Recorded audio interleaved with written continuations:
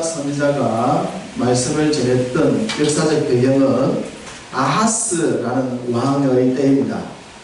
아하스 왕은 남왕국 유다에서 가장 영적으로 부패한 왕이다 라고 할 수 있는데, 북왕국의 아합 왕과 비교할 만합니다. 이 아하스가 왕으로 있을 때 세계 역사의 흐름은 아수르였습니다. 아수르가 제국을 이루어서 세상을 움직였는데, 아하스가 친아수르 정책을 펴죠. 하나님이 그러지 말라라고 했지만 이 아하스가 직접 아수르를 찾아갈 만큼 너무나 친아수르 정책이었습니다. 이것을 신하신 하나님이 제국의 흐름을 얘기하시죠. 세계 경쟁을 얘기하시면서 아수르는 바벨론에 망한다, 바벨론은 메대에 망한다 라는 미래의 얘기까지 해주십니다. 그러면서 믿지 않은 아하스를 깨우치기 위하여 7장 14절에서 여인의 후손으로 오신 임마누엘 얘기를 합니다.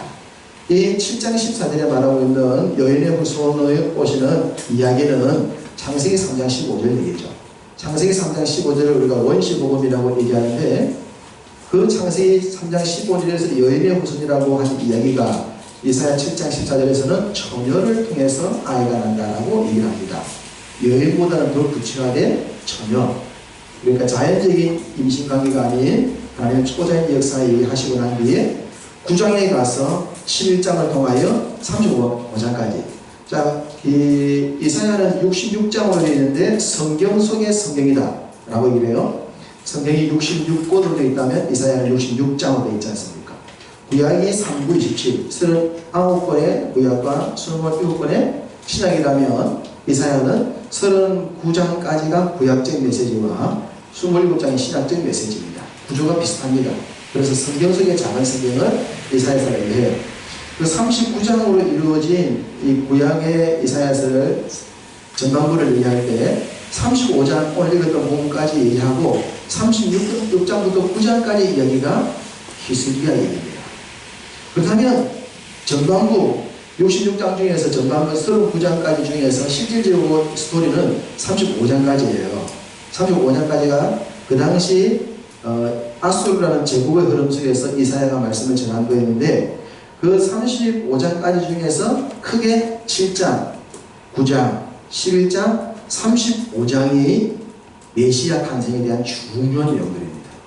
7장은 임마누엘, 처녀로 말미암은 얘기.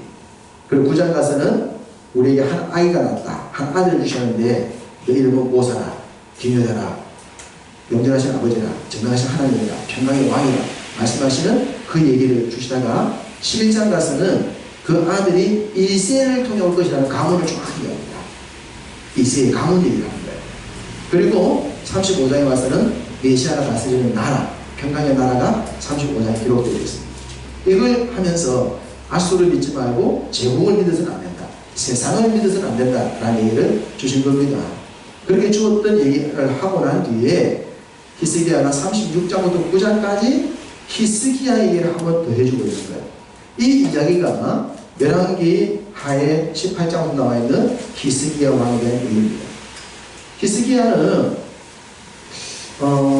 좀 거품이 많은 믿음의 사람이다, 그렇게 표현을 해볼까 싶어요. 거품 많다. 사람들이 너무 좋은 마음으로 생각을 하는 거죠. 근데 실질적으로 좀 들어가 보면 너무 좋아했기 때문에 실망이 많이 할 수밖에 없는 사람이 히스기야가 아닐까라는 생각에서 한번 히스기야 삶을 전체적으로 정리를 해볼까 합니다. 오전에도 말씀을 드렸듯이 믿음의 사람들을 사자성으로 정의를 내린다면 이렇게 저렇게 할 수 있는데, 대기만성, 가면 갈수록 점점 잘 되어지는 그런 사람의 얘기가 대부분 성경의 얘기들로 볼 수가 있습니다. 다윗도 그러하고, 제자들도 볼품없는 사람들이었지만 세계를 움직인 사람이 되어지고, 마가 요한도 전도 여행에서 도망갔지만 나중에 초대교회 큰 일꾼이 되는, 뒤가 잘 되는 얘기가 많아요. 그렇게 본다면 다윗의 아들 솔로몬은 등장이 화려하지 않습니다. 왕의 아들, 거기다가 지혜의 대왕, 굉장하게 출발했지만 갈수록 실망감을 주는, 그래서 용두 삼위형이다, 그렇게 표현을 할 수 있겠습니다. 히스기야는 어떤 시기다?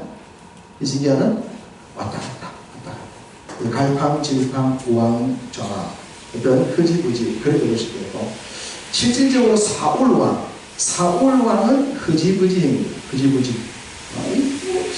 특별히 볼 것이 없는 어떤 그런 사람이지 않겠는가라는 나름대로의 사람들을 얘기합니다.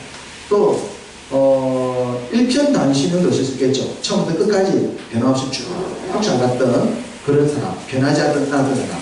요셉이나 다니엘 같은 경우는 일편단심형이지 않겠는가, 그렇게 표현들을 해보는데, 이건 성경 안에 이야기가 아니고 우리끼리 얘기입니다. 그렇게 생각합니다. 그러면서 이제 나도 나에게 사자성어를 붙인다면 어떤 걸 붙일 수 있을까? 아니면 나는 어떤 사자성어를 내게 붙이고 싶은가? 그러니까 누군가 나를 봤을 때 다른 사람에게 나는 어떤 이미지를 주는 믿음의 사람인가를 스스로 생각하면서 도전을 받는 겁니다. 어떤 사람이 우리 삶에 도전을 주는가? 다윗입니다. 그러면 나는 가면 갈수록 점점 잘 될 거야. 다윗은 죽을 때까지 부귀와 존귀를 누리던 사람으로 성경이 말하고 있기 때문에 결론까지도 아주 해피엔딩의 멋진 사람이거든요. 그래서 그런 내 인생도 내 마지막 때까지 정말 깔끔스럽게 멋지게 좋은 그런 믿음의 길을 가고 싶고, 내가 우리 가정이나 우리 자녀들이나 교회에도 그런 흔적을 남기고 싶다. 내가 이 교회를 섬기고 난 뒤에 내가 은퇴할 때, 그 사역을 끝낼 때 주변 사람들이 환영을 받고 그 아름다운 바톤을 잘 이어갈 수 있도록 만들어주는 것, 이런 것들이 우리의 소망이 될 수 있겠죠. 그런 얘기였는데, 오늘은 히스기야에 대한 얘기를 한번 해보겠습니다. 히스기야. 일단 열왕기하 이사야는 펴놓으셨던 내용을 참고를 하시고, 열왕기하 18장부터 한번 성경을 펴서 그의 삶을 추적을 해 보겠습니다. 열왕기하 18장을 펴보시고, 히스기야의 삶을 얘기할 때 아버지와 아들의 삶을 얘기하지 않을 수가 없습니다. 아버지 이름은 아하스입니다. 아들 이름은 므낫세입니다. 자, 남왕국의 르호보암부터 시드기야까지 20명의 왕이 나왔는데, 20명의 왕 가운데 선한 왕의 대명사가 누구냐 그러면 다들 히스기야를 얘기한단 말입니다. 이 히스기야의 삶을 가장 쉽게 볼 때 아버지가 아하스였다면, 아버지가 20명의 왕들 중에서 가장 악하다 할 수 있는 아버지 밑에서 이렇게 또 선한 왕이 나왔다 하는 것도 놀라운 일이에요.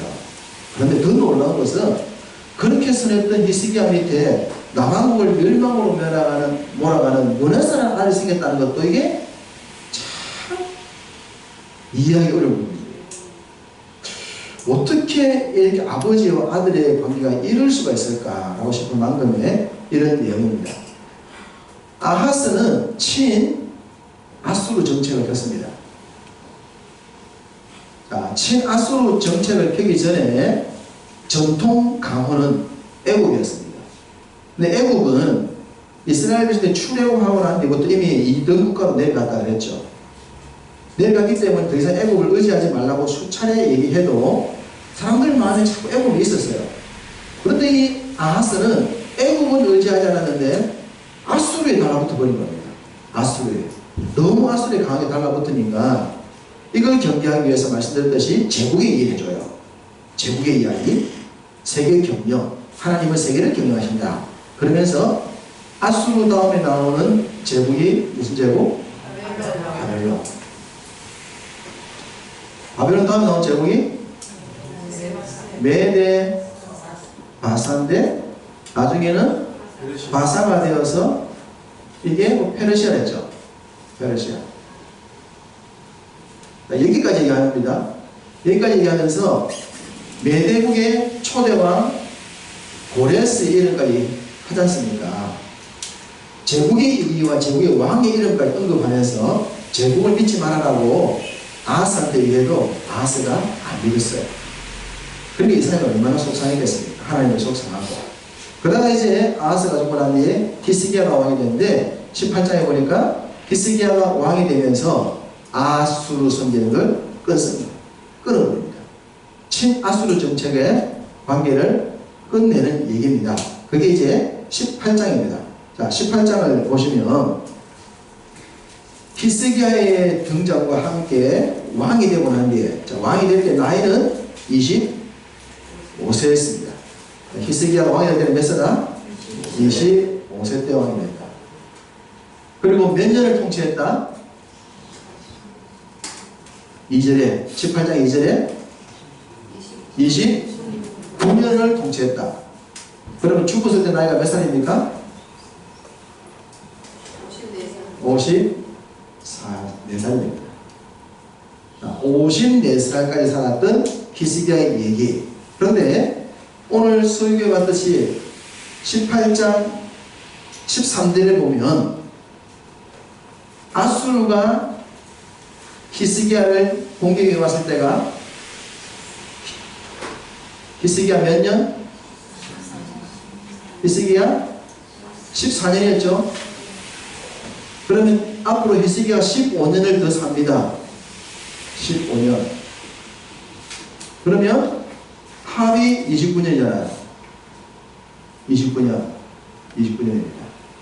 자, 이 이야기가 지금 히스기야의 삶에 정확하게 히스기야 14년에 있었던 이야기와 15년 연명하면서 살았던 후반기 삶과 그의 아들 므낫세에 태어난 얘기까지가 이 시점에 연결이 되고 있단 말이에요.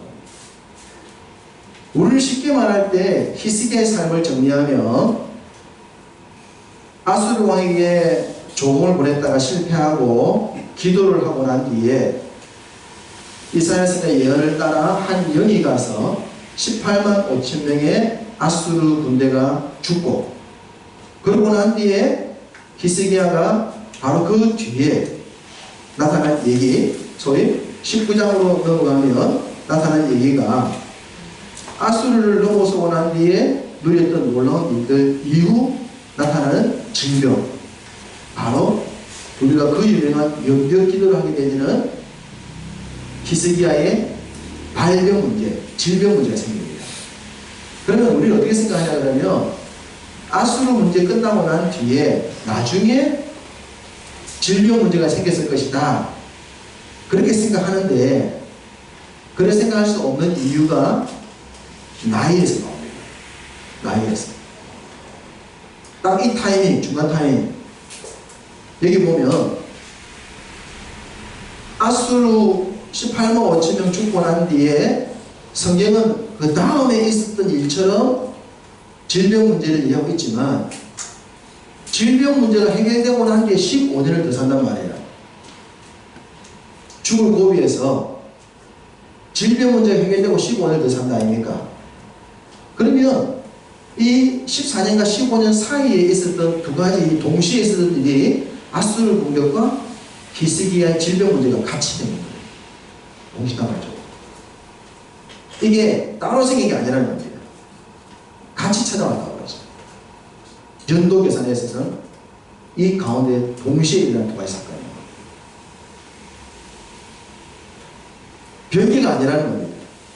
그럼 왜 이런 일이 국가적인 멸망의 위기와 히스기야의 병이 걸려 죽을 위기가 동시에 나타났는가 라고 해본다면 히스기야의 영적인 상태 때문입니다. 자, 18장에 친아수르 정책을 포기할 때만 하더라도 괜찮아 보이고, 또 18장 보시면 산당을 제거했다는 모습이 나와요. 산당 제거. 4절에 보시면 18장 4절에 산당 제거가 나오죠. 산당 제거. 자, 산당의 역할이 뭐라고 했습니까? 우상의 소굴. 처음 섬겼던 하나님을 예배했던 장소가 변질되고 변질돼서 왕들의 이야기가 나올 때 산당은 우상을 섬기는 소굴이 됩니다. 그래서 왕들이 종교개혁을 들어들 합니다. 하는데 종교개혁의 완성을 볼 때는 산당 제거까지 가야만 돼요. 근데 산당 제거했던 왕은 히스기야와 요시야라는 두 사람이에요. 그래서 저는 20명의 왕 중에서 최고의 왕을 뽑을 때는 히스기야와 요시야를 뽑지만 저 개인적으로는 요시야를 다윗의 반열에 1위로 올려놓는다고 했습니다. 히스기야보다 훨씬 낫습니다. 산당을 제거할 정도로 히스기야 괜찮았습니다. 근데 그때는 전쟁이 없을 때, 위기가 없을 때였어요. 그럴 때에 14년에 드디어 아수르가 사마리아를 먹고 난 뒤 예루살렘을 먹기 위해서 움직인 얘기입니다. 그렇게 움직이자 히스기야 선생이 뭐라고 했습니까? 신하를 아수르 왕에게 보내는 거였어요. 거기서 기도하지 않는 거예요. 기도한 장면 나오잖아요. 하나님을 찾지도 않아요. 선지자를 찾지도 않아요. 아수르 왕을 찾아가서 신하가 뭐라고 그럽니까? 내가 범죄했습니다. 도와주십시오. 그런 얘기 했다 이 말이에요. 히스기야 생각이겠죠. 이 정도 하면 문제가 해결될 것이다. 그런 생각했는데 아수르 왕은 그것으로 만족할 사람이 아니었다. 자, 세계지도 빵덩어리로 보여드렸던 세계지도를 본다 그러면 바벨론, 아수르, 이스라엘, 애굽입니다. 그 당시 세계를 먹는다는 여기 다 먹어야 됩니다. 티그리스와 유프라테스 강을 끼고 있는 메소포타미아 지역을 따라서 넘어오게 되면 지금의 터키 지역인 아수르를 먹고 중간 역할인 예루살렘을 지나서 애굽으로 내려가 먹는 것. 이게 세계를 먹는 겁니다. 바벨론 여기 있고 아수르 여기 있고 애굽 여기 있지 않습니까? 애굽이 끝나고 난 뒤에 여기 있는 아수르가 지금 내려오고 있는 거예요. 내려와서 애굽을 지배하겠다는 겁니다. 그리고 예루살렘을 건너가서 애굽을 지배하는 거예요. 예루살렘을 놔둘 리가 없습니다. 그럼 히스기야가 세계 정세를 봐야 되는 거죠. 세계 역사의 흐름을 보면서 이 아수르를 섬겨가지고 답이 없다는 걸 알아야 됩니다. 그러니까 좀 더 뒤로 요시야 왕 얘기를 합니다. 요시야 때는 애굽이 끝났고 아수르 끝나고 바벨론을 또 올립니다. 하나님이 바벨론을 쓰시겠다 얘기했어요. 그럼 바벨론이 지금 비옥한 초상가지에 따른 데다가 아수르하고 충돌한단 말입니다. 아수르는 이미 넘어지는 나라지만 바벨론이 아수르를 먹어야 내려올 것 아닙니까? 그때 밑에 요시야 왕이 있었고 애굽에 바르느가 있었어요. 애굽은 힘은 없었지만 여전히 호시탐탐 세계를 노리고 있었던 나라인데 바벨론하고 애굽 아수르가 싸웠습니다. 누가 이길 수밖에 없습니까? 바벨론이 이길 수밖에 없어요. 하나님이 바벨론이 세계를 먹을 거라 하셨기 때문에 다른 나라가 아무리 세도 바벨론이 이긴단 말입니다. 이렇게 붙으니까 아수르가 힘이 모자라요. 그래서 애굽에게 도움을 요청한 거 아닙니까? 애굽의 바르느고가 군대를 먹고 올라갑니다. 중간에 누가 있었습니까? 요시야. 요시야가 있었죠. 자, 그러면 바벨론이 내려와서 세계를 먹을 것이다 예언되어 있고 애굽이 무너질 위기 있는데 아수르가 무너질 위기 있는데 애굽이 올라온다. 그러면 요시야는 뭐 하면 됩니까? 길만 비켜주면 됩니다. 길만 비켜주면 됩니다.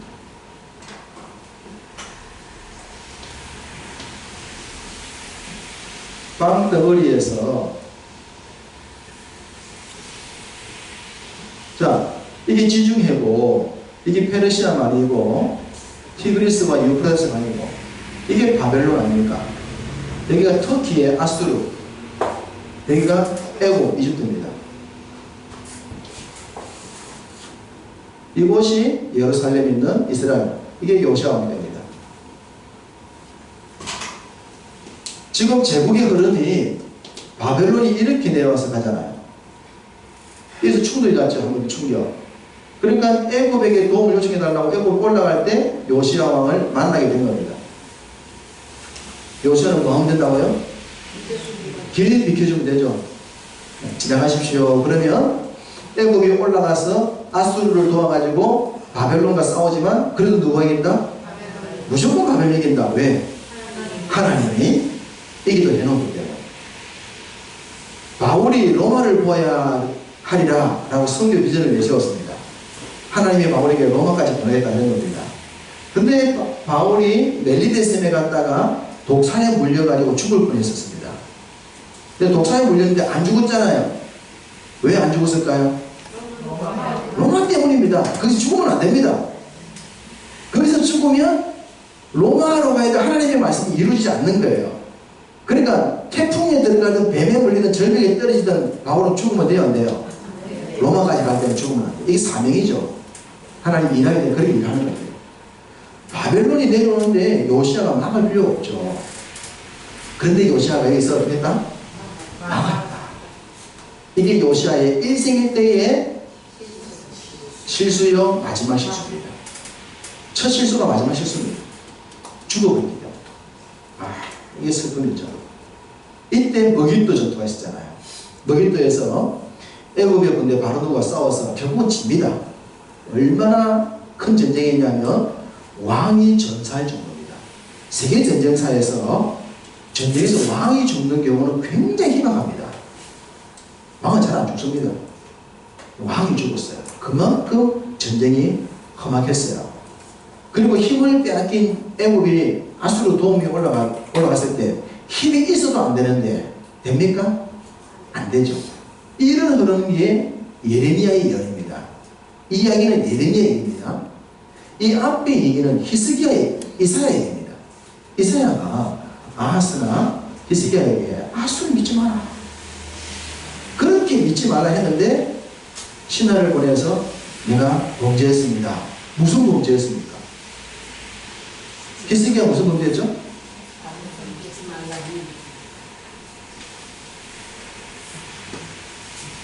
사내립이 군대를 보고 내려오면서 예루살렘 남겨놓고 지금 다른 성들을 막 먹고 내려올 때 신하를 보냈단 말이에요. 그리고 히스기야가 신하를 보내서 내가 범죄했습니다. 용서해 주십시오. 무슨 범죄를 했습니까? 히스기야가 아수르에게 친아수르 정책을 포기한 거죠. 18장 1절에 친아수르 정책을 포기하니까 아수르가 군대를 못 내려온 건 아닙니까? 그러니까 찾아가서 내가 아수르 정책 포기한 건 잘못했습니다. 그 얘기입니다. 그럴 필요 없는데 그러면 아수르가 알아서 조심해 자식이 그렇게 할 줄 알았더니만 은 300달란트 금 30달란트 주면 봐줄게 그런 거 아닙니까? 아수르가 생각했겠죠. 없을 거라고. 왜? 솔로몬 때 가지고 있었던 금방패 500개 660달란트 지금 다 어디 갔어요? 자, 제국이 움직이면 돈이 움직입니다. 그 당시 최고의 돈은 금입니다. 금이 애굽에 있었어요. 애굽이 세계를 움직일 때는 모든 세상의 금이 애굽으로 모였습니다. 이게 지금 아수르로 넘어가면 세상의 모든 금이 어디로 갑니까? 아수르로 갑니다. 솔로몬이 최고의 지혜를 가지고 세상을 움직일 때 금을 어디로 하겠습니까? 솔로몬은 겁니다. 세계 금이 따로 움직이는 겁니다. 돈이. 그래서 솔로몬 때 금이 다 왔는데 솔로몬이 정책을 잘못한 것 아닙니까? 나라가 기울기 시작했잖아요. 그리고 중간에 나라가 나눠졌죠? 그 금이 다 어디로 가요? 제국을 다 뺏겼어요. 없어요. 그래서 아수르 왕이 금 30달러 그러면 못 죽으라 생각했어요. 그럼 어떻게 하겠습니까? 이놈들이 돈도 안 내? 내려오겠죠? 내려올 빌미를 찾는 겁니다. 그런데 히스기야가 좋단 말이에요. 성전에 가서 끌고 가죠. 성전에 가서 기도한 게 아니고 성전에 끌고 가죠. 끌고 난 뒤에 기도는 뭐 했겠습니까? 팽대 치겠지. 그렇지, 팽대. 그런데 사내립이 가지고 왔어. 건물. 어떤 생각 들겠습니까? 오, 아직 있구만. 뺏어야 되겠네. 그래서 바로 군대를 보고 예루살렘 내려오는 거예요. 그러니까 이제 히스기야가 알죠? 군대도 안 되고 돈도 없고 아무것도 없잖아요. 해결치가 없는 거예요. 히스기야 알죠? 아, 나라 망하는구나 했는데 그때 병이 걸린 겁니다. 그때 병이 걸렸어요. 무슨 병? 죽을 병. 왜? 이 타임이죠. 히스기야 14년 플러스 15년. 자, 15년의 문제는 병이 낫고 난 뒤에 히스기야 아수르를 물리치고 난 뒤에 히스기야의 면벽기들을 통하여 오나스가 15년을 준 얘기입니다. 아수르를 물리치고 난 뒤에 얘기입니다. 그리고 그 중간에 시기지로 보면 아수르와의 관계에 있을 때 병이 걸렸다고 봐야 돼요. 그 병은 처음부터 하나님을 믿지 않고 아수르에게 도움을 요청했던 때라고 봅니다. 하나님이 히스기야에게 야, 네가 그런 식으로 나를 못 믿겠다며 피해 나갈 수 없는 구멍을 만든 거예요. 그래서 나라는 아수르의 공격 앞에, 몸은 죽을 때 달려버린 겁니다. 할 수 있는 게 아무것도 없었습니다. 그래서 선택한 것이 면벽기를 겁니다. 그렇게 히스기야 삶이 정리가 됩니다. 자, 기도로 들어갔습니다. 어떤 자세를 가지고 기도를 하겠습니까? 나라는 20만 명이 넘는 아수르 군대가 예루살렘을 내려오고 있습니다. 20만 명, 엄청난 숫자입니다. 그리고 나는 병이 걸렸습니다. 내가 죽으면, 히스기야 죽으면 어떻게 돼요? 그 당시 히스기야를 이을 후계자가 없었어요. 아들이 15년 뒤에 므낫세가 태어났기 때문에 그때까지 아들이 없었다고 말이죠. 후계자가 없어요. 후계자가 없이 아수르가 내려오면 내가 죽으면 나라는 그대로 끝나는 거예요. 이스라엘이 딱 망할 타이밍. 그때 히스기야가 뭘 한다? 기도합니다. 자, 성전에 들어간 겁니다. 그 앞에 성전 들어갈 때는 뭐하러 들어갔다고? 금토끼로 들어갔는데 이제는 성전에 뭐하러 들어갑니까? 기도하러 갑니다. 어떻게 기도했겠습니까?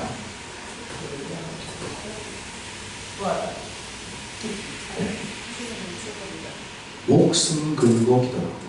왜? 이미 너 죽을 거라 했다. 이미 그때는 죽을 것이라는 예언을 받았을 때입니다. 이래도 죽고 저래도 죽는 겁니다. 아수르한테 죽을 수도 있고 내가 아파도 죽을 수 있습니다. 죽는 건 정해졌습니다. 그러면 어떻게 죽는 게 낫겠습니까?